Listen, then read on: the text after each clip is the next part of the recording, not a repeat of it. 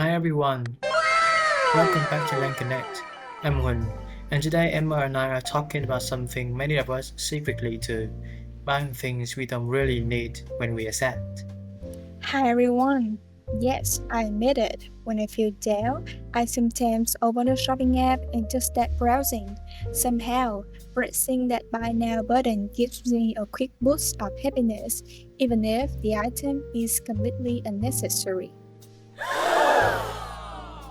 I say, for me, I try not to let emotion control my shopping.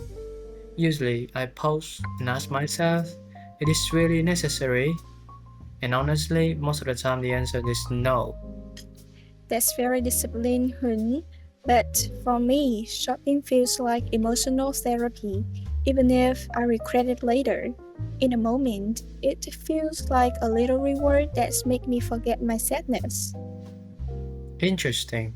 Personally, I shop once or twice a month, and I focus on practical things, gadgets, books, or tools that I actually use. What about you, Em? How often do you go shopping? Maybe 2 or 3 times a month. My weakness is fashion. I always convince myself that I deserve a new dress or a pair of shoes, and then click, purchase, done. That sounds dangerous for your wallet. You're right. In the past, I even bought random items almost every week whenever I felt lonely. Now I try to control myself more, but the temptation is still strong. It was me a few years ago. I often make impulsive choices just because something was cheap or on sale. But now I try to evaluate more carefully. I think about quality and long-term value instead of chasing temporary emotions.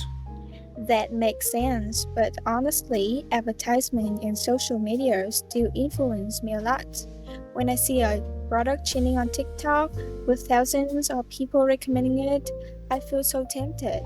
And if there's a 50% off for today only banner, I almost cannot resist. I understand. For me, price is also important, but I try to control my emotions.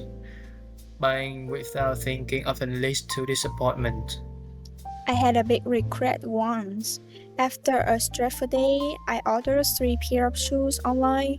When they arrived, only one pair actually fit me. The other two were a waste of money, and I felt embarrassed about it. That's a classic story of impulse shopping. I also made a mistake before. I bought a smartwatch after watching an amazing ad. It promised to completely transform my daily routine, but in reality, the battery drained so quickly, and most features weren't very useful. Exactly. Shopping can be exciting in the short term, but regret comes quickly. So the lesson here is: do not shop with your emotions. Take a break, maybe go for a walk or talk to a friend. Then decide later. Most of the time, the design disappears. Yes, I have also learned to ask myself, do I truly need this or am I just sad? Shopping might give temporary satisfaction, but the feeling doesn't last. And just before we end our conversation today, let's review some useful words we use in this episode. Impulse, a sudden urge to act without planning. Temptation, a strong desire to do something you know you should not. Purchase, to buy something or the item you buy. Evaluate, to carefully judge the value or quality of something. Temporary, lasting for only a short time. Therapy, an activity that helps you feel better emotionally.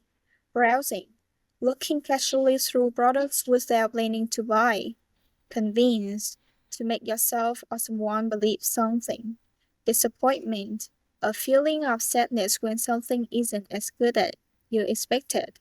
Satisfaction, a feeling when you get what you want.